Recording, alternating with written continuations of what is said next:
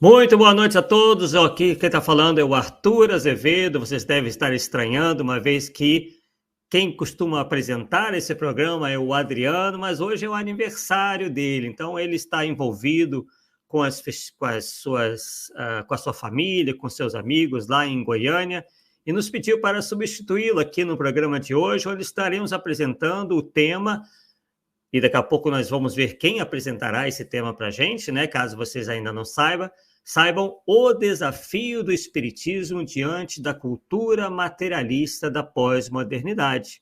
E estamos aqui na presença do Jefferson Bellomo. Boa noite, Jefferson. Boa noite, Arthur. Boa noite a todo mundo que está nos assistindo nesse momento, aqueles que nos assistirão mais tarde, né, que o programa fica gravado, e um abraço para o aniversariante, para o Adriano Máxima. Exatamente. O Jefferson, que é o estudioso do espiritismo, palestrante, trabalhador ativo da Comunhão Espírita de Brasília, no Distrito Federal, e especialista em cristianismo antigo. Então, ele estará responsável pelo estudo de hoje. O Adriano está, como já acabamos de dizer, comemorando seu aniversário junto à família. E lembrando, né, que essa live está sendo transmitida pelo canal do YouTube, Facebook do IGESE, com o Instituto Goiano de Estudos Espíritas, e também retransmitido pela Web Rádio Fraternidade, pela rede Amigo Espírita, né, RAI TV, pela TV Secal e pela TV Goiás Espírita. Então, pedimos a vocês aí que se inscrevam aqui no canal do YouTube do IGESE, ative aí as notificações, curtam os vídeos e também curtam as páginas do IGESE no Facebook e Instagram, para que a mensagem espírita divulgada pelo IGESE possa ter maior repercussão e chegar a mais lares e mais pessoas, além dos canais e perfis dos nossos parceiros Web Rádio Fraternidade, Rede Amigo Espírita, TV Secal e TV Goiás Espírita. Bem, antes da nossa prece inicial, gostaríamos que o Jefferson aí tecesse aí seus comentários iniciais, para depois irmos para a nossa prece, e aí deixamos o Jefferson com vocês, para que ele possa expor o conteúdo do estudo de hoje. Bom, pessoal, teremos aí uma oportunidade de trazermos alguns assuntos que são bem atuais. A ideia é exatamente discutir tudo que está acontecendo no mundo, e o Centro Espírita, né, está no mundo. E no mundo material, não é no mundo espiritual, né? Apesar que o Centro Espírita também ele tem representação espiritual. Mas nós vamos falar de como essas influências acabam chegando no Centro Espírita e, infelizmente, nem sempre, né, para melhorar o nosso trabalho, para acrescentar, para formar laços, mas, infelizmente, né, para nos trazerem certos elementos que acabam destoando dos princípios da doutrina. E como isso é muito recorrente na conversa com outras pessoas espíritas, poxa, mas o que está acontecendo? Por que isso? Por que aquilo? Hoje eu vou tentar esclarecer isso e nas próximas segundas-feiras dissecar o assunto de hoje introdutório, dissecar cada partezinha dessa conversa sobre a pós-modernidade nos dias de hoje e particularmente como isso esbarra no nosso movimento espírita. Maravilha, Jefferson. Realmente fiquem atentos até o final, porque nós já conhecemos boa parte desse conteúdo do Jefferson pelas conversas que já tivemos, pela exposição que ele já fez lá no Polêmica Espírita. Então, realmente, há muita coisa interessante a ser dita por ele na noite de hoje. Mas antes disso, vamos à nossa breve prece para então, para que o Jefferson então possa iniciar o seu estudo da noite de hoje. Agradecendo a Deus, acima de tudo, por essa agradável oportunidade que estamos tendo na noite de hoje, de refletirmos sobre assuntos, sobre questões tão importantes, tanto para a nossa vida aqui na Terra, nossa vida física e material, quanto também são importantes para o enriquecimento dos nossos conhecimentos também enquanto espíritos encarnados, e que possamos cada vez mais aprimorar os nossos conhecimentos à luz da doutrina espírita, que certamente nos dá todo o suporte para que possamos ter uma visão mais ampla, mais acertada, mais próxima da verdade, uma vez que é isso que almejamos na nossa presente encarnação, conhecermos a verdade, para que a verdade efetivamente nos liberte da tristeza, da ignorância, enfim, das nossas mais paixões, para que possamos cada vez mais nos elevar espiritualmente. Por isso te agradecemos mais uma vez e que assim seja, graças a Deus. Bem, pessoal, então, com vocês, o nosso amigo Jefferson Bellomo. Vamos lá, que temos muita coisa para conversarmos, né? Isso aí foi um título mais simples, né? Para a gente tentar entender. E lembrando, tá, pessoal? Meu objetivo aqui, eu não estou fazendo o papel de advogado. Meu objetivo não é fazer a cabeça de ninguém. Meu objetivo não é convencer ninguém. Meu objetivo é dividir com vocês os estudos que eu fiz, porque são reflexo de algo que não só eu, mas muitas pessoas têm notado no movimento espírita. E o que nós temos notado no movimento espírita que tem chamado a atenção? Valores que são valores materialistas opostos às premissas espíritas que estão sendo defendidas por espíritas. E isso nos chama a atenção. Quando o espírita começa a falar a respeito da descriminalização das drogas, né? Quando o espírita começa a dizer que aborto não é crime, quando o espírita começa a aceitar desejos como direitos, quando as pessoas vêm com discursos para dentro de centros que não são discursos do Evangelho, não são discursos da doutrina, mesmo das chamadas obras subsidiárias, mas são discursos com uma filosofia, uma ideologia muito diferente daquela que nós temos, né, no arcabouço da doutrina espírita.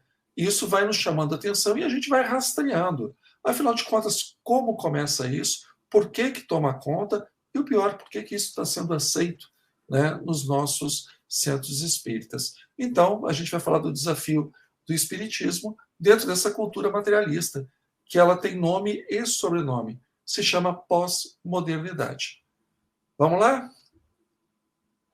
Para falar de modernidade e pós-modernidade, a gente vai falar de um movimento, né, simplificando a pré-modernidade. Quais são as características da pré-modernidade? É um período que está lá entre a filosofia antiga e a filosofia moderna. Então, vai estar incrustada na Idade Média, que tem aproximadamente aí 1000 anos de duração, onde os elementos de raciocínio eles são calcados principalmente na fé religiosa cristã. No caso de toda a filosofia que é construída, todo o arcabouço cultural, né, a visão de mundo, a cosmovisão, ela é feita partindo-se da premissa de um olhar religioso. Então, Deus é o centro de todas as coisas, é o teocentrismo. Esse pensamento que tenta encontrar, né, uma ligação entre a filosofia antiga, particularmente a filosofia aristotélica, com as bases da teologia, nós vamos ter o pensamento da escolástica. E esse pensamento da escolástica vai tentar fazer um diálogo entre a síntese da filosofia e a fé religiosa. Então, a preocupação dessas pessoas, muito mais, né, do que saber por que as pessoas ficam doentes, por que o sol se põe, por que tem variações de clima, são os fenômenos naturais. Essas pessoas estão preocupadas com coisas bem mais abstratas, bem metafísicas, né? Ou seja, coisas que não são mensuráveis no mundo físico, porque elas estão preocupadas com a salvação da alma. E por conta disso, né, elas aproveitam, né, o renascimento carolíngio, que tenta manter certas conquistas que eram da antiguidade para o mundo medieval. E aí um grande exemplo é a escrita carolíngia, a questão da educação, né, de ter uma visão administrativa. e, posteriormente, a criação da universidade e de uma educação baseada, toda ela voltada para as verdades religiosas. Então, qual é o fundamento do nosso saber? Qual é o fundamento do nosso conhecimento? A Bíblia. E também a tradição da igreja. Então, os dogmas da igreja, a tradição da igreja, a leitura, né, que os sacerdotes, não as pessoas comuns, faziam da fé. Tudo isso vai caracterizar o pré-modernismo. Então, por exemplo, por que uma pessoa está demente? Porque ela está sendo possuída por uma entidade sobrenatural. Então, não tem um sujeito que tem uma esquizofrenia, que tem um transtorno, não. Um ar sobrenatural. Não há uma preocupação de desenvolver uma medicação, porque as pessoas acreditam que a oração, o jejum, a leitura dos salmos é que vai trazer saúde. Então, claro que a gente está fazendo uma generalização, mas basicamente a gente entender o que vem antes do modernismo. E aí, sigamos, Arthur. E aí, quando a gente fala de modernismo, a gente já está falando de uma mudança desse paradigma. A gente está falando de um movimento que começa aí por volta do século XVII, continua espraiando na sociedade até os dias atuais, e ele começa procurando explicações com base na pesquisa, com base no raciocínio, com base na capacidade do ser humano de encontrar soluções para problemas do dia a dia. Então, o ser humano começa a confiar na razão, e a razão é um dom humano. Essa razão, ele começa, ao invés de encontrar explicações metafísicas, sobrenaturais, ou seja, além das evidências da matéria, ele procura no empirismo, na prática. E ele faz, por conta de uma visão da capacidade do ser humano de raciocinar e fazer as suas escolhas, ele não vai aceitar que alguém é colocado por uma divindade, alguém é ungido para nos dizer o que é melhor para nós, seja no campo das nossas escolhas governamentais, estatais. Então, ele vai desenvolver um raciocínio contra o absolutismo monárquico, porque o monarca, para o pensamento até então, era uma pessoa ungida por Deus para governar os demais. E a aristocracia também eram pessoas escolhidas por Deus. O questionamento dessa escolha dizendo, não, para aí, nós temos que trazer o foco para a escolha humana, o ser humano escolher os seus governantes, E eu poder também aceitar discutir as premissas religiosas e não ter a religião como a última palavra para tudo na vida da gente. Então, o foco agora passa a ser humanista, passa a ser do ser humano. Então, é um centro baseado na pessoa, é o antropocentrismo. Com isso, a visão deixa de ser religiosa, mas passa a ser uma visão civilista, do povo, do cidadão. Então, nós temos uma visão secular. O secular é aquilo que não é espiritual, é aquilo que é do mundo. E a visão liberal. O ser humano é capaz de ter as suas escolhas. O indivíduo, ele raciocina. Se ele raciocina, ele sabe o que é melhor para ele. Então, existe uma fé muito grande na razão, na pessoa e na ciência. Sigamos, Arthur. Com isso, esse pensamento ele vai avançando e ele vai permitindo que, a partir do momento que as pessoas se descolam das explicações sobrenaturais e elas começam a fazer uma pesquisa, a desenvolver uma metodologia, a se debruçarem sobre o mundo, então elas vão desenvolver mecanismos. E dentro desses avanços, que são fruto do modernismo, e de certa forma a gente vai fazer aqui para questões didáticas. Quando a gente fala de modernismo, nós estamos falando do pensamento iluminista. Tudo que nós estamos falando aqui é filosofia. A gente não está falando do ponto de vista da arte moderna, dos diversos movimentos estéticos chamados modernistas. A gente está falando aqui da filosofia. Então, como consequência desse pensamento racional, de uma metodologia científica, de uma descoberta empírica, nós vamos ter a Revolução Industrial. A Revolução Industrial vai dar a máquina a vapor. A máquina a vapor, ela vai produzir em massa. E ela produzindo em massa, ela vai permitir que pessoas trabalhem e que saiam daquela servidão agrícola, saiam de uma servidão feudal, praticamente, que o mundo estava vivendo, e mesmo com a questão do mercantilismo, boa parte dos países da Europa viviam ainda num esquema feudal, e a depender do país, né, uma região era feudal, outra não era. Tem autores que vão dizer que a Idade Média, o feudalismo, ele ainda se prolonga nas colônias, né? Então, o México, as Américas de uma forma geral, o Brasil, ainda vai viver os frutos do feudalismo quando a Europa já estava vivendo a Revolução Industrial. E aí nós vamos ter uma emergência de uma burguesia, de uma classe média. A classe média é uma criação da modernidade. Não existia classe média na antiguidade. Algumas pessoas falam assim, não, Jesus era carpinteiro, então ele era da classe média. Não tinha classe média. As relações da antiguidade eram de clientelismo. Quem não era o dono, o senhor, ele era cliente ou era miserável. Ele vivia à sombra, orbitando em torno de uma pessoa muito rica, no caso de Roma, os patrícios, né, que eram as famílias nobres, eles que detinham todo o poder, seja poder político, poder econômico, e as pessoas orbitavam em torno desses patrícios. Aqui não, vai começar a ter uma ascendência de uma classe média. Vai ter uma ascendência dessa burguesia. Burguesia vem de burgos, são cidades, pessoas que estão saindo do campo e preenchendo as cidades.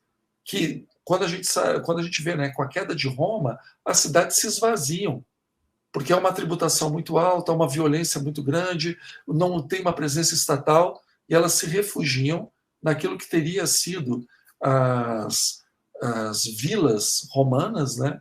E ali vão ser criados os feudos. A partir dali, estou falando assim de forma bem simplificada, para facilitar o entendimento. Mas basicamente é isso. Então vão surgir os feudos. A partir do momento que existe essa produção, que existe um enriquecimento, que esse enriquecimento vai trazendo cada vez mais pessoas para a dinâmica social, você vai ter uma melhoria da qualidade de vida. Porque também vai se desenvolver a medicina, os medicamentos, a mecanização, a higiene de uma forma geral, né? A urbanização, e a urbanização também trazendo os gastos, né, com a saúde pública. É um processo que vai começando. Então, aquela Paris, aquela Amsterdã, que as pessoas faziam as suas necessidades num balde e jogavam os dejetos pela janela em quem estava passando na rua, isso aí vai mudando. Porque começa a ter aí o sistema de saneamento, porque existe um número grande de pessoas que estão vivendo nas cidades com a visão de que o ser humano é o centro das coisas. As pessoas começam a questionar quais são os direitos inalienáveis do ser humano. E elas começam a defender esses direitos. Então, são essas cartas magnas, né, que vão surgindo para defender o sujeito em relação ao poder do absolutismo, em relação ao Estado. E aí nós vamos ver também que é um fenômeno até o modernismo, até o iluminismo. A grande massa das pessoas não lia, a grande massa das pessoas era analfabeta. Era uma elite social e religiosa que tinha acesso à educação. Pega na Idade Média, né, o famoso trivium, quatrivium, que a educação era formada para os nobres e tinha um lastro na religião muito grande. A partir daí, não, há uma revolução na educação. A educação é vista como um modelo de transformação e de progresso. Então, mais e mais pessoas vão se educando, porque elas também precisam operar máquinas, elas precisam operar no comércio, elas precisam serem funcionários públicos para fazer a arrecadação eficiente. Então, tudo isso vai tendo uma mudança. Porque existe uma mecanização, mulheres e crianças podem entrar no mercado de trabalho, porque a força física estava sendo trocada por máquinas. Então, onde precisavam de 10 homens para levantar, né, um fardo, uma mulher apertando um botão, utilizando uma máquina, ela conseguia fazer esse levantamento. E claro que vão ter críticas sobre a jornada de trabalho dessas pessoas, vão ter críticas sobre a diferença salarial dessas pessoas, mas tudo isso a gente está falando em relação a mudanças que vão ocorrendo mais ou menos há 200, 300 anos. Mas isso é o princípio do início da inclusão da mulher. Inclusive, o reconhecimento da mulher como alguém com direitos, né, e também com deveres. E, por conta desse pensamento humanista, antropocêntrico, as pessoas começam a discutir a escravidão. Então, todos esses avanços que nós temos hoje, avanços sociais, avanços científicos, avanços políticos como democracia, constituição, tudo isso é fruto desse avanço moderno. Sigamos.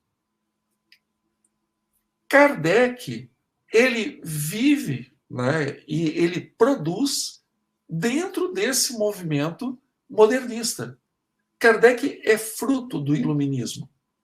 Então, o que ele tem em comum? Né? Um foco muito grande na razão e na lógica.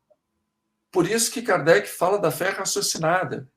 Por isso que Kardec fala que o espiritismo acompanha a ciência. Porque ele está vivendo uma total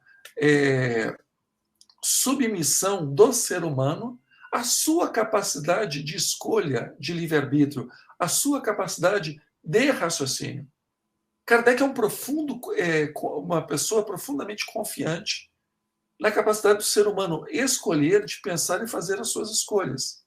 Então, ele vai utilizar o mesmo método que a observação, a evidência empírica, e vai aplicar nos seus estudos das manifestações mediúnicas e também a respeito daquilo que é ensinado pelos espíritos.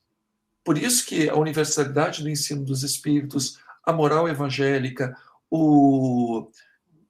a informação que não pode ir contra as evidências factuais, né, tudo isso vai modelar a escrita daquilo que nós chamamos como obras básicas ou obras fundamentais do Espiritismo. Ele também vai, assim como os iluministas, os modernistas, vai ter uma profunda confiança na ciência.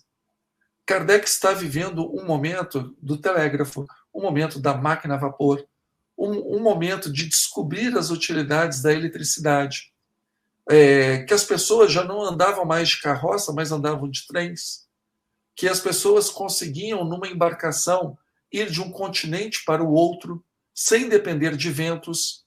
Tudo isso é uma revolução que está acontecendo.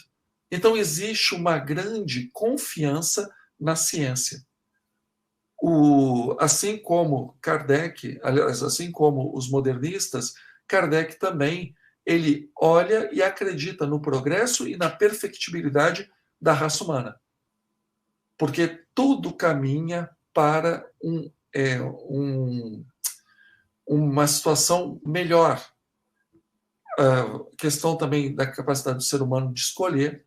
E Kardec ele fala, né, por exemplo, a respeito das diversas facções espíritas da sua época, que as pessoas que fossem razoáveis, as pessoas que tivessem com a verdade, atrairiam mais pessoas, seria o grupo que atrairia mais pessoas para o seu grupo, porque essas pessoas estariam encalcadas pelo raciocínio.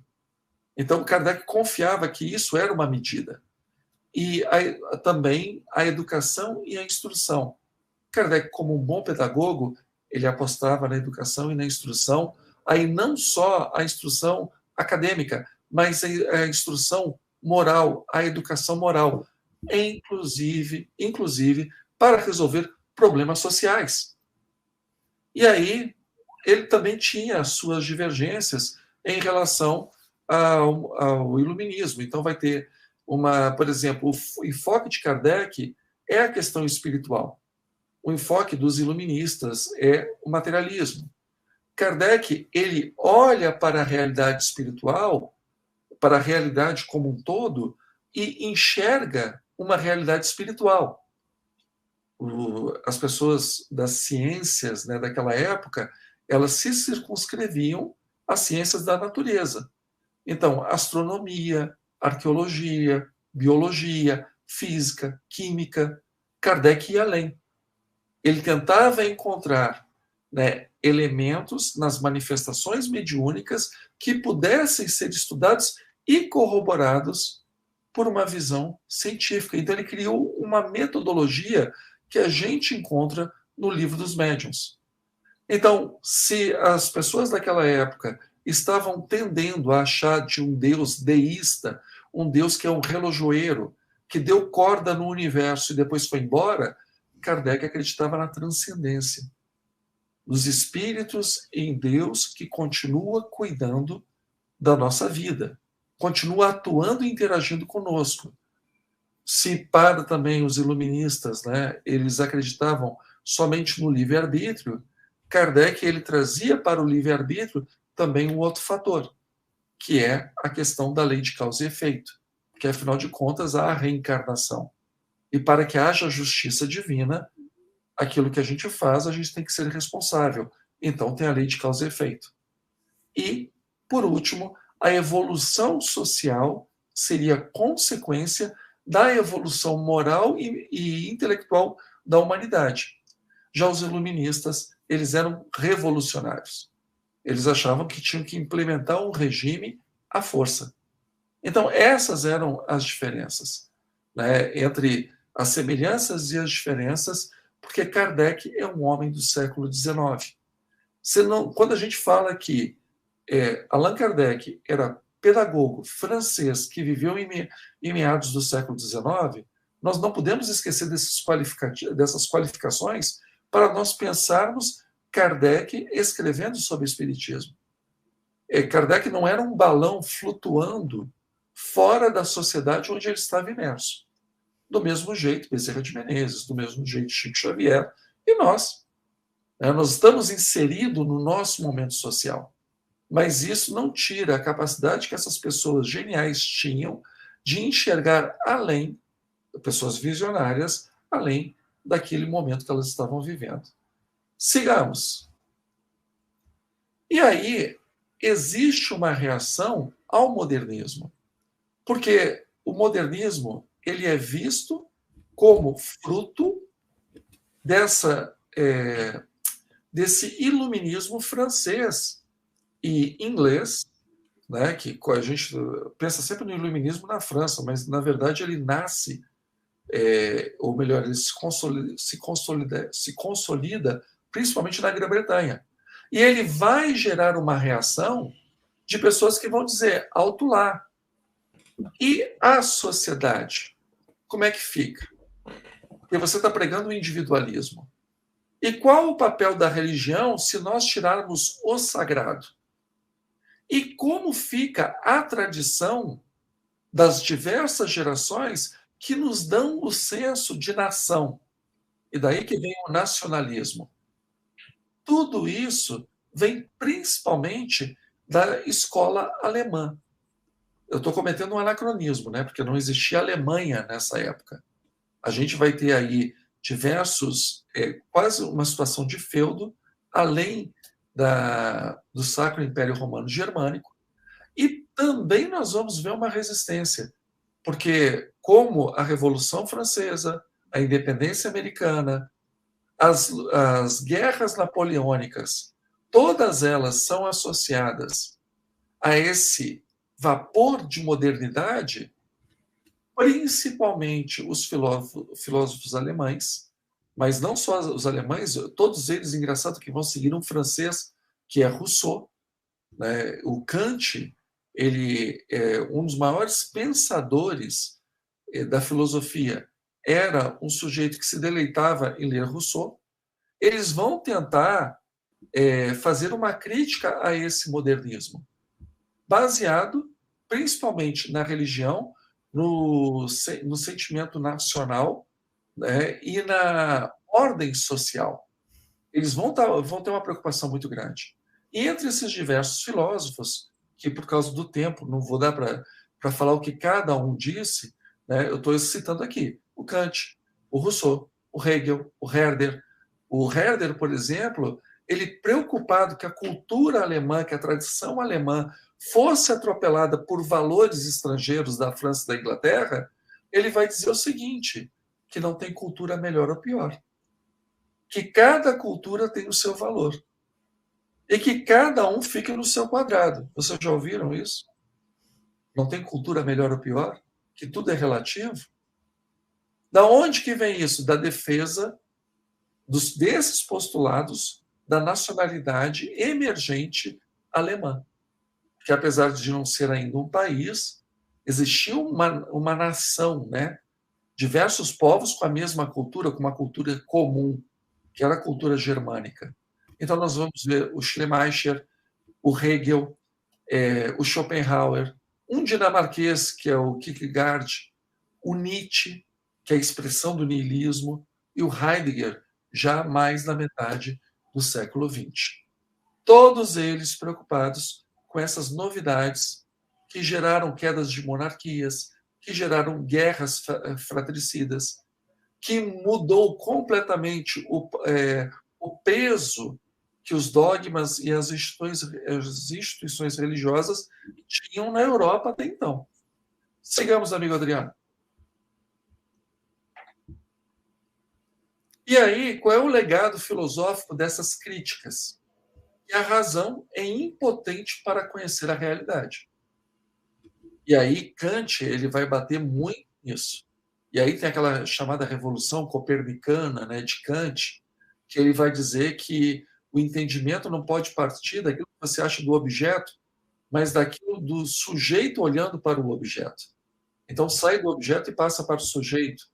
O Hegel, né, que vai dizer que a realidade é uma questão que ela está se construindo em cima da dialética, onde tem uma tese, uma antítese que brigam para fazer uma síntese que vai ser uma nova tese, e nós não vamos buscar a verdade, porque não existe verdade. Existe sempre uma dinâmica, e essa dinâmica sempre vai construindo os valores. E a razão é sobrepujada por afirmações baseadas no sentimento, no instinto e na fé. E também, por último, que o não racional e o irracional produzem verdades profundas sobre a realidade. Então, há uma resistência a tudo isso que nós falamos, que foi o ganho que a modernidade trouxe. Porque essas pessoas estavam se sentindo ameaçadas nos seus valores por conta desse pensamento que trazia valor para o indivíduo, trazia valor para o estudo, para o empirismo, para a capacidade do ser humano se autodeterminar, para o raciocínio. E isso mexia com esse pensamento coletivo. E na Alemanha, dois pensamentos coletivos vão brigar por hegemonia perto do final da primeira metade do século XX, que é o pensamento social nacionalista, da onde vai surgir o nazismo, mas que é um pensamento coletivista, e o pensamento marxista-comunista, também alemão. São pensamentos coletivistas, mas o que eles têm em comum? Ambos vão ser contra a autodeterminação do indivíduo, que ele deve abrir mão das suas escolhas em prol do Estado, que sabe o que é melhor para ele. Sigamos. E aí, não tem como deixar de falar, mas é importante que, aqui eu não estou falando de política, eu estou falando de uma visão social e filosófica, do socialismo que é projetado, proposto por Karl Marx e Friedrich Engels. Eles são dois revolucionários, que os dois são alemães, e eles que vão fazer uma proposta metodológica, porque até então as propostas que tinham eram de cunho muito empírico. Eles vão tentar trazer um cientificismo, engraçado que calcado no racionalismo. Eles vão trazer uma proposta para uma sociedade comunista em detrimento do capitalismo. Então, quais são a proposta de Marx e Engels? Que a história humana é uma história de luta de classes. Que o regime que aquelas pessoas estão vivendo é o capitalismo.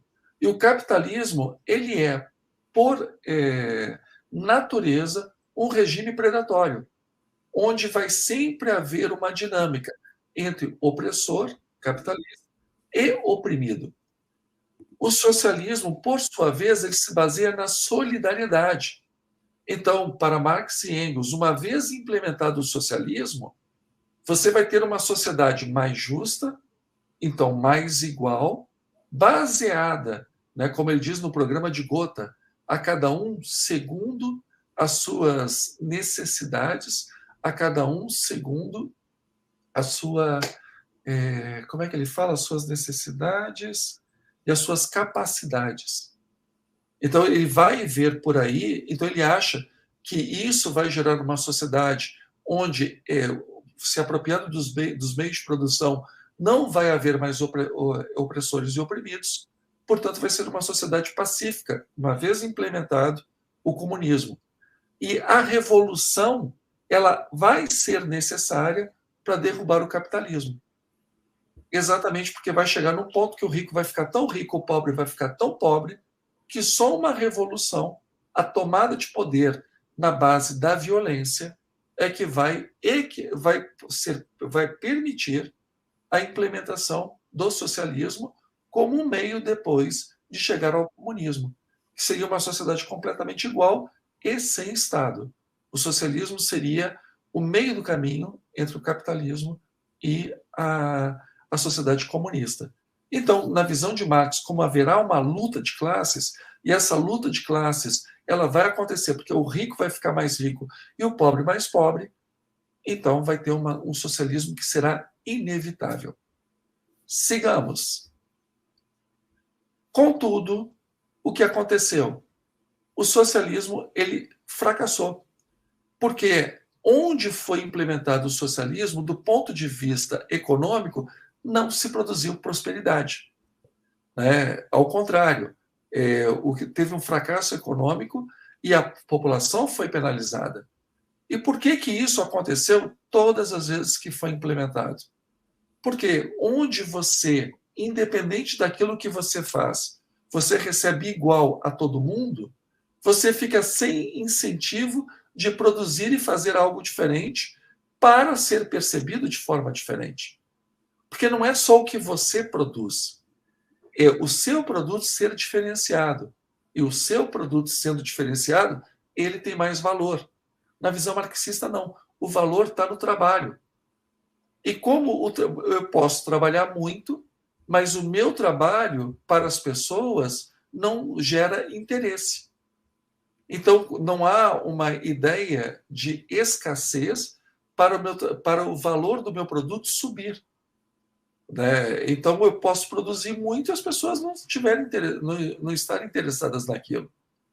Então, há uma falta de incentivo, há uma ineficiência, porque a economia, como é estatal, o Estado tem que programar todos os aspectos da vida econômica.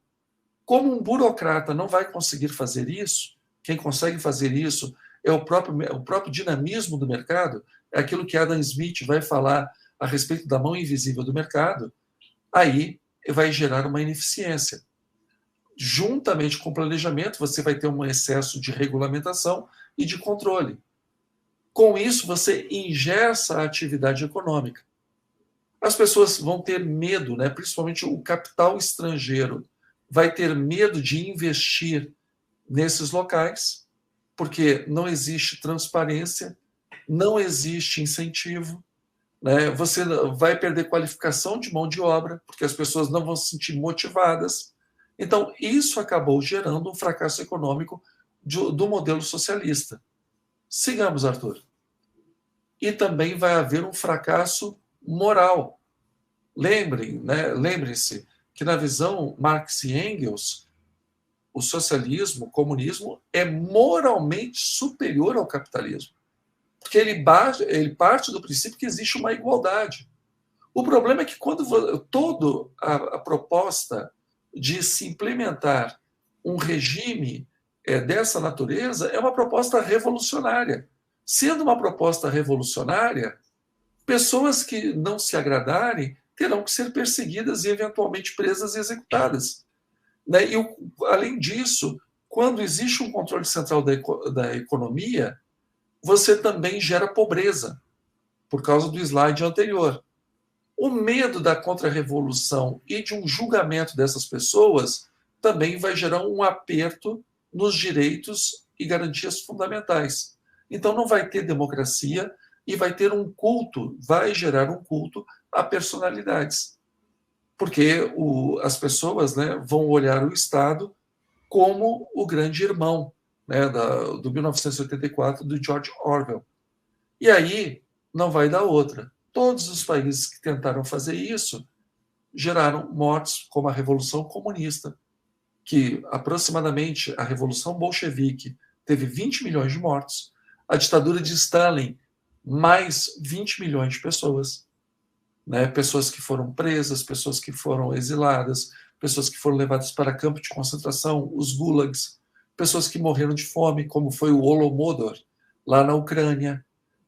A Revolução Comunista da China, calcula-se em 80 milhões de mortos, entre 50 e 80 milhões, principalmente por causa dos planos econômicos, o grande salto adiante de Mao Tse-tung. E Cuba, que é um país minúsculo, 140 mil pessoas, aquela Human Rights, aquela instituição de direitos humanos, calcula mais ou menos entre 100 e 140 mil pessoas que foram mortas e perseguidas pelo regime castrista. Camboja, 2 milhões de pessoas. Laos, 150 mil pessoas. Camboja foi, se não me engano, no espaço de 4 anos, com o Pol Pot, que era um sujeito que tinha doutorado na Sorbonne, tentou implementar uma visão completamente rural, de divisão de terras, equidade, igualdade entre as pessoas. Morreram 2 milhões de pessoas. E aí isso vai gerar uma crise, porque economicamente não se sustenta, moralmente é um fracasso. Sigamos, meu amigo. E aí os intelectuais de esquerda, ou seja, essas pessoas que são a favor de uma visão coletiva, onde o Estado tenta determinar a igualdade dos seus cidadãos, eles vão se reunir lá em Frankfurt e pessoas das mais diversas áreas das ciências humanas, eles vão fazer parte de um instituto, que depois ficou o Instituto de Pesquisa Social, que vai ser conhecido como Escola de Frankfurt, e eles lá vão desenvolver uma série de estudos a respeito por que a proposta marxista ela se mostra como inadequada. E aí eles vão desenvolver a teoria crítica, onde, ao contrário do que a gente pensa, eles pensando o marxismo, eles não vão fazer uma crítica ao marxismo, mas eles vão trazer uma crítica ao capitalismo. E aí nós vamos ter uma sociedade capitalista opressora, eles vão manter essa dinâmica entre opressor e oprimido, que as estruturas sociais foram feitas para que as pessoas elas fiquem sempre em desvantagem aqueles que detêm o poder, e eles vão tentar pensar em formas de desenvolver, de combater essa relação opressor e oprimido, para que eles possam promover a emancipação dos indivíduos. Sigamos, amigo Arthur. E aí vai vir uma outra proposta que já é fruto da visão da Segunda Guerra Mundial, da visão da Guerra Fria, do Nikita Khrushchev, dizendo de toda a carnificina que foi o regime do Stalin. da falta de fundamento do marxismo, do socialismo científico proposto por Marx.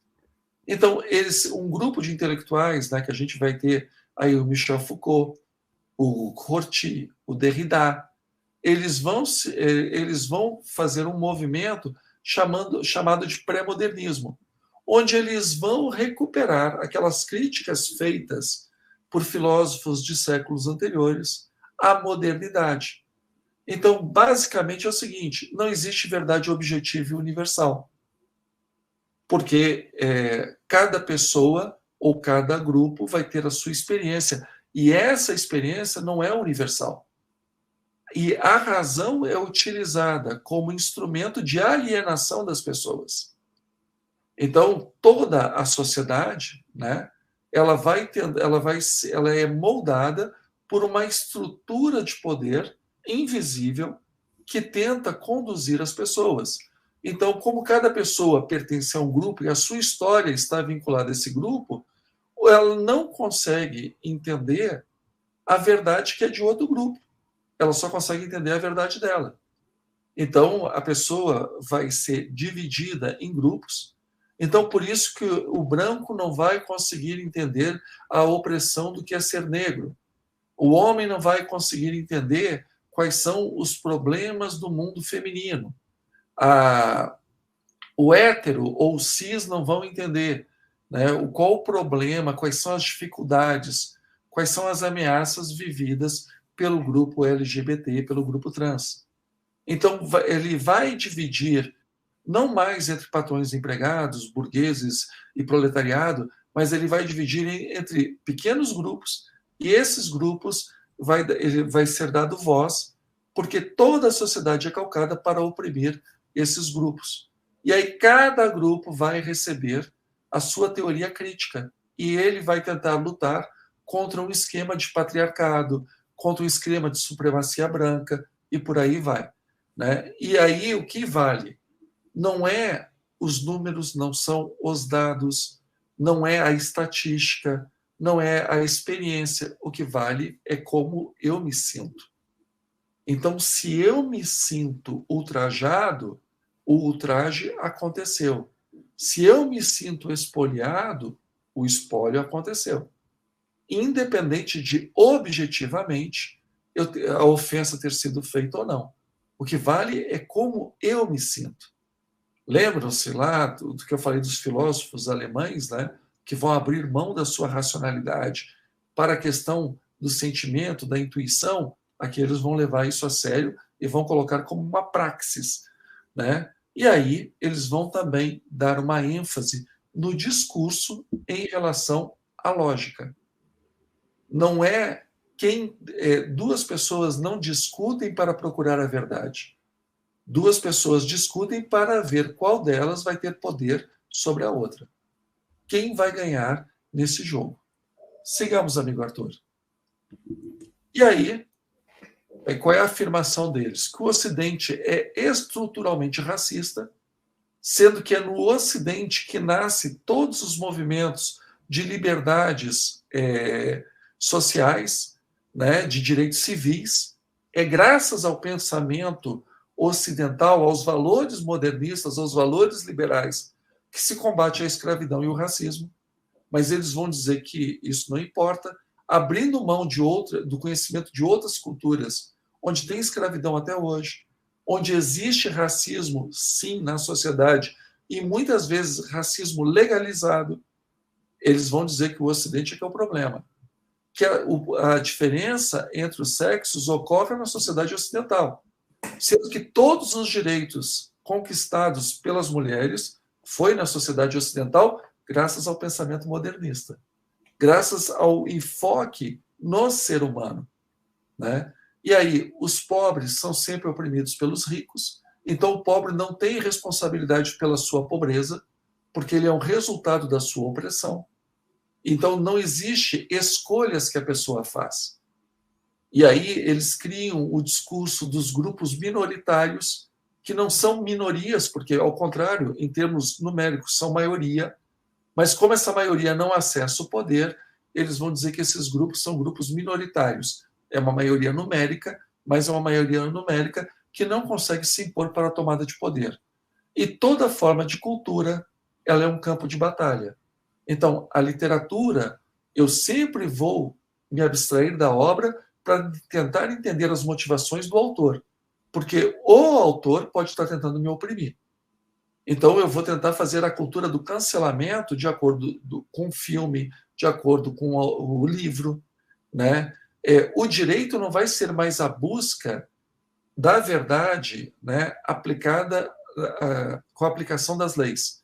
O direito vai ser um campo de batalha entre pessoas e narrativas, né? Por isso que a Constituição não é o que está escrito. A Constituição é o que eu interpreto que ela é. A Constituição está dizendo que a minha camisa é verde. Não. Onde está escrito que a camisa é verde, eu estou dizendo que a camisa pode ser amarela.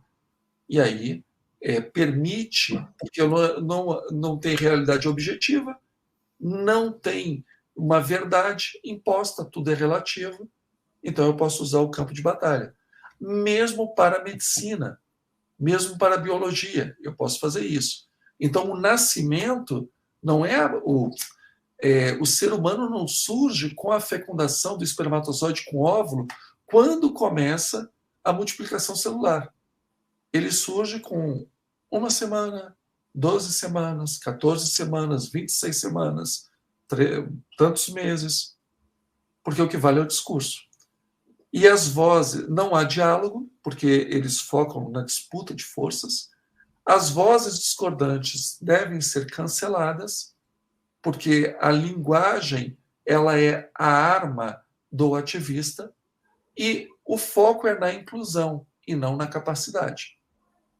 Então, eu não estou preocupado se aquela vaga vai ser preenchida por uma pessoa que atende às exigências daquela vaga. Eu estou preocupado se aquela vaga vai ser preenchida com um percentual de minorias. Então, tudo isso é uma construção da chamada filosofia pós-moderna. Arthur, e aí como isso esbarra no espiritismo? Né? Como ele chega no espiritismo? O espiritismo não é um lugar de acolhimento, o centro espírita. O centro espírita não é um lugar de evangelização. O centro espírita é um espaço para a promoção de uma ideologia. É um espaço onde essas narrativas elas vão lutar pelo poder. Então, a minha preocupação no centro espírita não é mais em ver as pessoas como irmãos, mas olhar as pessoas enquanto grupos que estão disputando o poder. Então, eu vou ter, por exemplo, como eu já vi, né, em congresso espírita, o palestrante reclamando, cadê a representatividade? Por que na mesa não tem mulheres, não tem negros? Por que não tem trans? Por que não tem LGBTs? Porque o enfoque da pessoa não é o que ela conhece de espiritismo e como ela atua no movimento espírita. O enfoque dela é a luta de grupos, porque existe uma tensão entre opressores e oprimidos. Vai se relativizar os princípios espíritas. Os princípios espíritas não serão mais pedras fundamentais, mas eles vai ser na base do veja. Não é bem assim. Porque hoje, né, o mundo mudou. Então, a verdade é relativa. No livro dos Espíritos, verdade não é relativa. Bem e mal não são relativos no livro dos Espíritos. Aqui vai dizer que é. Aqui vai dizer que o bandido é vítima da sociedade. Ele não vai ver o criminoso como uma pessoa dotada de escolha. Ele não vai ver a reencarnação como um instrumento de possibilidade de aprendizado. Ele vai esquecer do passado daquele espírito simplesmente para tirar uma foto daquela pessoa naquele momento e ver se aquela pessoa faz parte do grupo de oprimidos ou opressores. Eu hoje estou branco, homem, de classe média. O meu passado eu posso ter sido negro, posso ter sido mulher, posso ter sido escravo. Para essas pessoas pouco importa. O que importa é o aqui e agora. E eles tentam fazer para que eles possam e incutir a agenda deles, eles tentam desconstruir as personalidades espíritas. Então, Kardec era racista. É simples, né? Você desqualifica, esquecendo toda a obra de Kardec, esquecendo um momento histórico, cultural que ele viveu. Lembrem-se, né? Francês, meados do século XIX, pedagogo, isso aí tudo é desconsiderado. Então eles vão ver Kardec como um neocolonial, aliás, como um colonialista e racista. E vão olhar toda a obra de Kardec por essa ótica. E vão olhar, por exemplo, Divaldo Pereira Franco, que falou a respeito da ideologia de gênero, a respeito da Lava Jato, como fascista, desconstruindo totalmente a história de vida do Divaldo e a obra assistencial que o Divaldo faz. Porque isso não interessa. É meu inimigo. Né? Vai haver um patrulhamento ideológico sobre aqueles que estão divulgando o espiritismo, para saber se eles se ajustam à agenda ou não. E caso não se ajustem, vai haver o ataque ad hominem. Eles não vão atacar as ideias, eles vão atacar as pessoas. E da forma mais covarde possível. Colocando apelido, tirando o texto do contexto, não respeitando as opções, né, políticas, sociais, ideológicas, profissionais, de orientação sexual. Então, eles não vão respeitar isso. Eles vão atacar a pessoa. E a substituição da justiça divina pela justiça social. Na justiça social, o que vale é o grupo que você está imerso.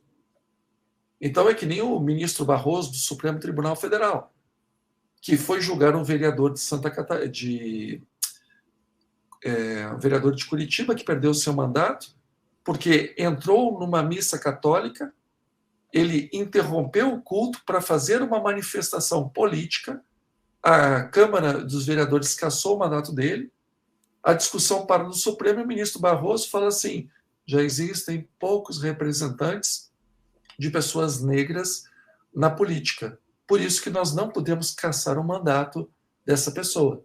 Então, não importa o que a pessoa fez, o que importa é qual grupo que ela pertence. Porque se fosse um branco fazendo o que fez, se fosse um japonês fazendo o que aquele cara fez, né, um muçulmano que fosse, ele teria perdido o mandato. Porque ele não faz parte das chamadas minorias ou grupos minoritários. Por isso que no Espiritismo a gente está vendo gente defendendo o aborto, por isso que no Espiritismo a gente está vendo gente defendendo a liberação das drogas, por isso que no Espiritismo as pessoas estão transformando desejo em direitos. Se eu desejo, logo eu tenho direito. Por isso que as pessoas não têm mais compromisso nenhum com o seu corpo, com a sua reencarnação, com as suas relações. Porque o que importa é o aqui e o agora e eu me sentir feliz, porque Deus é um Deus acolhedor. Afinal de contas, eu tenho que ser uma pessoa que insira, né? Eu não estou preocupado se essa pessoa está habilitada ou não está habilitada para falar em nome do Espiritismo. Eu estou preocupado se ela tem representatividade ou não tem representatividade. E aí nós vamos falar nas próximas semanas sobre teoria crítica da raça, teoria crítica queer, que é a teoria crítica do gênero, a teoria crítica pós-colonial dos corpos gordos, dos corpos deficientes. Tudo isso vem desse pessoal. E tudo isso está chegando nas nossas evangelizações, nas nossas mocidades. E é muito fácil de você perceber isso. A palestra já começa. Boa noite a todos, boa noite a todas. Quando não é boa noite a todes. O que tem de espiritismo nisso? Isso aí é uma agenda, não é espírita. Então, meus amigos, como eu disse, minha intenção não é convencer ninguém. A minha intenção é mostrar os fatos dentro do tempo que eu tenho. Né? Eu estou falando aqui há quase 1 hora. Cada tópico desse, cada slide desse, eu teria que desdobrar para a gente ver todas as consequências, todos os detalhes, mas infelizmente 1 hora não dá tempo, até porque eu tenho que abrir para a participação de vocês e do Arthur. Arthur, o último slide, por gentileza. Então, o que a gente tem que levar com Kardec? Os espíritas devem ser fiéis uns aos outros e devem trabalhar juntos para promover a doutrina espírita. No Centro Espírita, a gente promove a doutrina espírita. A gente não promove partido político. A gente não promove ideologia. A gente não promove escola filosófica. A gente não promove curso de meditação, de cristais, de aromaterapia, né, de cromoterapia. A gente promove doutrina espírita. Algum problema com essas outras coisas? Na sua vida particular, o que você faz fora do centro, vai ser feliz. Agora, no centro, não dá. No centro, não pode. Deixa eu tomar uma água. Encerrei. Desculpa, gente, que eu tive que ser bem sintético, tive que assim, ser superficial nas explicações. Isso aqui merecia um seminário de muito tempo, mas é só para a gente pegar um gostinho. Arthur, por gentileza.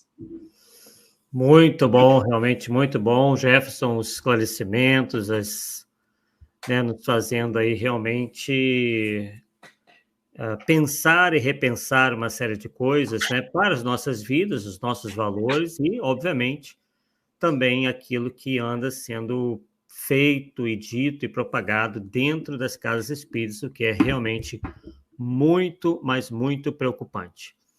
Bem, agradecer a participação, né, dos nossos aí internautas, muitos comentários realmente, não muitas perguntas, né, mas o pessoal realmente muito interessado e comentando e tudo mais, né, prestando bastante atenção. E vamos então aqui para alguns comentários e também temos aí algumas perguntas. Logo lá atrás, Vladimir Cabral fez o seguinte comentário: então, neste ponto, não tem uma divergência, aí está falando do espiritismo e de alguns pontos lá atrás, né? A modernidade, né? Do iluminismo. Isso, mais uma completando a outra, livre-arbítrio e lei de causa e efeito. Veja, o espiritismo, por isso que Kardec ele troca a fé dogmática pela fé raciocinada. É fruto do iluminismo isso. E aí, claro, numa visão espiritual, a gente vai dizer assim, o espiritismo surge no momento que a sociedade está madura para entender a sua proposta. Então, não é, na verdade, né, do ponto de vista espiritual, não é o espiritismo que importa as ideias do iluminismo e toma como base. Não, as ideias iluministas é que servem de terreno fértil para a estrutura do espiritismo que estava aguardando um solo rico para que pudesse germinar. Por isso que Kardec fala, né, que a fé inabalável é aquela que enfrenta a razão em qualquer época da humanidade. Por isso que ele diz que o espiritismo segue de mãos dadas com a ciência, né, e naquilo que a ciência provar que o espiritismo está errado, o espiritismo abandona seu ponto e segue com a ciência. E tudo isso é dentro de uma estrutura que a gente está vendo desse racionalismo, desse movimento modernista. Perfeito. Né? O pessoal comentando, grande maioria gostando bastante. São muito caridosos. Mônica Yoshimura fez aqui um comentário, né? Porém, o nosso planeta ainda é de provas e expiações, o que nos coloca em situações e ou posições diferentes, muito difícil para o comunismo marxista. Na verdade, a Mônica tem toda a razão, mas assim, mais uma vez, né, o que eu abordei aqui não é a discussão política, partidária. Não, o Karl Marx ele é um filósofo, ele é, melhor dizendo, ele é considerado um filósofo. Ele e o Engels, como é considerado o Hegel, como é considerado o Kant, como é considerado o Foucault, como é considerado o Marcuse, né, como é considerado Sócrates, Platão, ele é considerado como filósofo. E as ideias dele têm um impacto muito grande na sociedade. E tem uma vertente de pessoas espíritas que entende que essa ideia ela é perfeitamente encaixável dentro dos postulados do espiritismo. Só que Marx, a proposta dele é puramente revolucionária e materialista. Então, não tem como casar uma coisa com a outra. E me preocupa muito quando as pessoas dizem assim, o espiritismo é revolucionário. Revolução significa passar com trator em cima daquilo que já existe para construir tudo novo e diferente. Essa é a proposta revolucionária. O espiritismo não é revolucionário, o espiritismo é evolucionário. Tanto que ele fala em revelação. A primeira revelação foi Moisés, a segunda revelação foi Jesus, a terceira revelação é o espiritismo. Ele não fala a primeira revolução foi Moisés, a segunda revolução. Né? É uma revelação. O Leon Denis, que escreve Socialismo e Espiritismo, né? Que são vários artigos que depois são publicados como livro, o Leon Denis ele fala que o espiritismo não é revolucionário, o espiritismo é evolucionário. Então o espiritismo ele não parte do princípio que está tudo errado, que tem que acabar com tudo, que tem que destruir tudo, que a Igreja Católica não tem valor, que a Igreja Ortodoxa, que o islamismo não tem valor. O que vale é que nós espíritas estamos falando. Isso seria revolucionário. O espiritismo não é revolucionário. O espiritismo ele é uma proposta doutrinária, né? É uma religião moral, não uma religião institucionalizada, não uma religião litúrgica. Ele é uma religião moral, porque a base dele é a moral cristã. Né? Então, em termos religiosos, ele é uma religião moral. Que a gente fala assim, né? O espiritismo é ciência, filosofia e religião. Mas em termos religiosos, ele não é uma religião estrito sensu. Ele é uma religião moral. Ou seja, nós nos unimos uns aos outros para nos unirmos a Deus. Perfeito. Bem, temos aqui o comentário do Otávio Tobias Mandrá, Olhar da Alma. Aí ele parece estar fazendo uma afirmação ali inicialmente, porque a doutrina espírita não conseguiu, pelo menos por enquanto, promover a transformação moral do ser humano. Acho que neste slide, pré-modernismo, você respondeu, não é mesmo? É porque realmente o espiritismo ele tomou alguns golpes muito pesados na Europa, e a Europa tomou golpes muito pesados. Né? O espiritismo teve, na França, né, um certo desconforto com os irmãos Davenport. Se vocês quiserem detalhe, né, deem uma olhada lá na Revista Espírita ou na biografia do Marcel Sotomayor, que aquela era uma demonstração de mediunidade em palco de teatro. As pessoas estavam dizendo que era a mesma coisa que o espiritismo da Sociedade Parisiense de Estudos Espíritas. Posteriormente à morte de Kardec, teve uma fraude de fotos espíritas. Essa fraude, ela comprometeu o nome do espiritismo. O presidente da Sociedade Parisiense de Estudos Espíritas, que era o Pierre Gaëtan Lemarie, foi preso. Né? Depois disso, nós tivemos aí, talvez não nessa ordem, eu acho que antes disso, teve a Guerra Franco-Prussiana, depois teve a Comuna de Paris, teve a Primeira Guerra Mundial, que foi um morticínio numa escala nunca antes vista.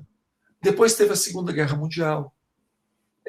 O espiritismo minguou na França. Os poucos espíritas que tinham lá cobravam para falar do espiritismo, e às vezes sem conhecimento. Então, o espiritismo chega no Brasil com uma outra vertente, que é uma vertente brasileira. Né? Então, a França, ou a Europa como um todo, com esses traumas de tudo que ela viveu, e entre as guerras, a gripe espanhola. A fé das pessoas acabou se esvaindo. Onde é que está Deus que não interage, que não viu tudo isso? Onde é que estava Deus quando aconteceu o Holocausto, nos campos de concentração nazistas, nos gulags soviéticos? Então, com isso, acabou o espaço do espiritismo na Europa. Graças a Deus, né, utilizando a imagem que é muito feliz do Humberto de Campos, a árvore do Evangelho foi trazida para o Brasil. Eu adoro essa metáfora. A árvore do Evangelho foi trazida para o Brasil. Porque a espiritualidade também, ela respeita o livre-arbítrio, mas ela também não dá mole, né? Então ela sabe que as coisas iam acontecer, trouxe espíritos de escola para reencarnar no Brasil, e o espiritismo assume uma alma brasileira. Mas agora, no momento, a gente está tendo, como o cristianismo já teve, inimigos internos, que são as heresias internas. Né? O que é uma heresia? É uma facção. É um grupo que tem um grupo dentro de um grupo maior que tem uma visão muito particular e quer que aquela visão prevaleça. E por isso que cada um de nós, né, que acredita nos postulados kardecianos, acredita no trabalho da espiritualidade, nas obras fundamentais, naquilo que os espíritos trouxeram por outros médiuns, por outros luminares do espiritismo, a gente tem que pegar e fazer uma barreira em relação a isso. Meu amigo, você quer falar de política, você quer defender a sua ideologia, tá tranquilo. Você é um cidadão, faz isso, mas não no centro espírita. Centro espírita é lugar para a gente falar de espiritismo e colocar em prática a doutrina espírita. Perfeito. E o Robson Pires dizendo, Jefferson, você poderia então produzir esse seminário para ter mais tempo de falar sobre esse assunto tão importante. Bem, lembrando que essa é a primeira de 4 estudos, né? O primeiro de 4 estudos que serão transmitidos aqui nas próximas segundas-feiras, né? Nesse mesmo horário das 9 horas, não é isso? Robson, é verdade. Hoje foi o pensamento pré-modernista e ele é que está gerindo todo o pensamento do que a gente está vendo em filme, do que a gente está vendo nos jornais, do que a gente está vendo na atuação da saúde pública, do que a gente está vendo na questão de costumes, moral. É ele que está regendo tudo. E aí nós vamos detalhar melhor a questão da teoria crítica que o pós-modernismo vai importar da escola de Frankfurt.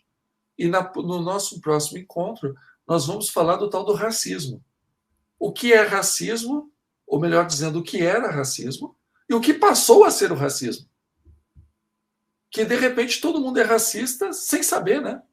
Isso aí é uma coisa pós-modernista. Até as pessoas que são vítimas de racismo, se elas não concordam, veja bem, as pessoas que supostamente pertencem a grupos que são minoritários, se elas não concordam que a sociedade é racista, elas são racistas. E aí depois nós vamos falar, né, da teoria crítica voltada para a área da sexualidade, que é a teoria crítica de gênero, e depois as outras teorias críticas, que aí a pós-colonial, a teoria dos corpos gordos. É legal você estar acima do peso. Não existe padrão estético. Ter sobrepeso é tão saudável quanto ser uma pessoa com peso normal. Não existe normal por falar nisso. A teoria dos corpos deficientes.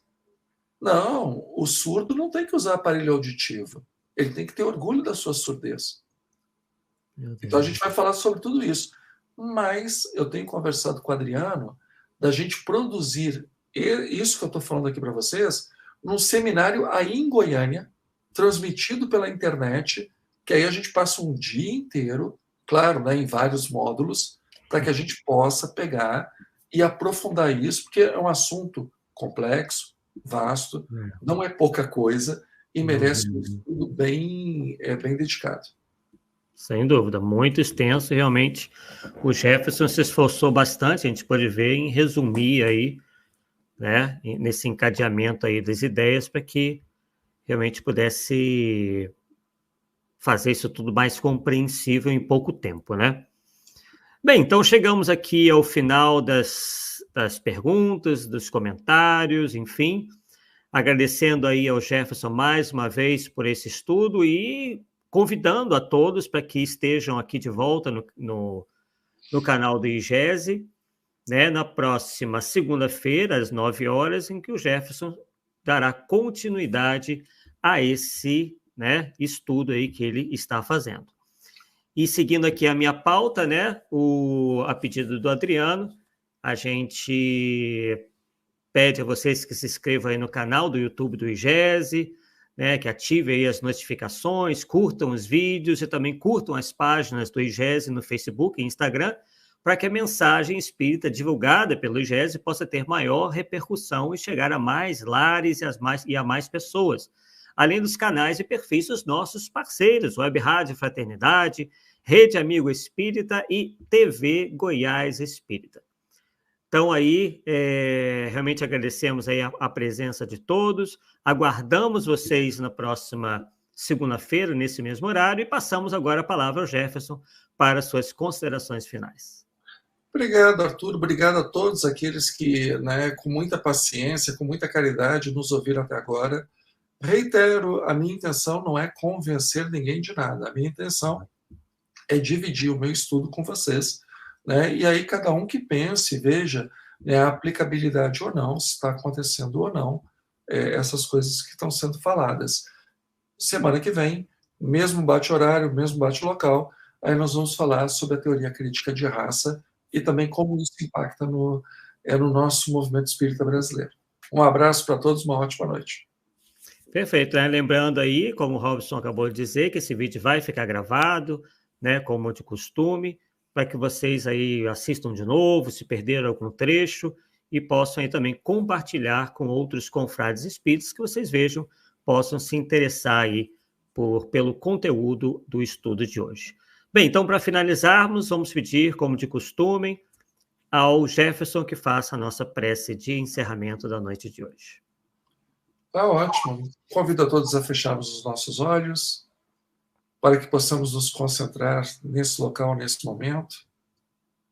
Pai amado, Pai querido, pedimos que possamos perceber as Tuas bênçãos sobre nós, que abençoe a cada lar, a cada pessoa, a cada um que sabemos necessitados, que abençoe as pessoas que não puderam estar presentes na noite de hoje, que abençoe, Senhor, os nossos centros espíritas, o nosso movimento espírita, as nossas federações, para que a gente realmente possa ser um fiel servidor do Evangelho de Jesus, um fiel servidor da revelação dada pelos Espíritos amigos, pelos Espíritos superiores, para que possamos viver no centro em clima de fraternidade, nos amando, nos respeitando, colaborando uns com os outros, para que não haja animosidade apesar das diferenças. Abençoa, Senhor, os nossos bons propósitos e que possamos, na próxima semana e nas seguintes, termos estudos que possam ser bem produtivos. Que assim seja, graças a Deus. Maravilha! Então, pessoal, muito obrigado aí. Parabéns novamente ao nosso amigo Adriano Máximo, que está comemorando aí junto à família, mas ele parece estar de olho aqui, né? Acompanhando, né? E, né, muitos anos de vida, esse grande companheiro aí, nosso grande amigo e confrade espírita, muito atuante no movimento espírita, especialmente no estado dele, que é o estado de Goiás. Estará ele aqui de volta na próxima segunda-feira, dando sequência aí aos estudos, juntamente com o Jefferson Bellomo. Agradecemos então mais uma vez a oportunidade e até segunda que vem, pessoal. Tchau, tchau.